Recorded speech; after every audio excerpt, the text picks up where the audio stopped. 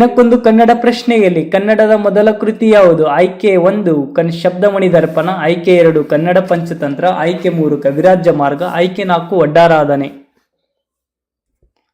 ಸರಿಯಾದ ಉತ್ತರ ಕನ್ನಡದ ಮೊದಲ ಕೃತಿ ಕವಿರಾಜ್ಯ ಮಾರ್ಗ, ಆಯ್ಕೆ 3. ಶ್ರೀ ವಿಜಯನ ರಾಷ್ಟ್ರಕೂಟ ದೊರೆ ನೃಪತುಂಗನ ಆಸ್ಥಾನದಲ್ಲಿದ್ದವನು ಮತ್ತು ದೊರೆಯ ಪರಮಾತ್ಮನಾಗಿದ್ದನು. ಕವಿರಾಜ್ಯ ಮಾರ್ಗ ಗ್ರಂಥ ಕನ್ನಡದ ಮೊಟ್ಟ ಮೊದಲ ಆಧಾರ ಗ್ರಂಥವಾಗಿದ್ದು ಇದು ದಂಡಿಯ ಕಾವ್ಯದರ್ಶಕ ಅನುವಾದವಾಗಿದೆ.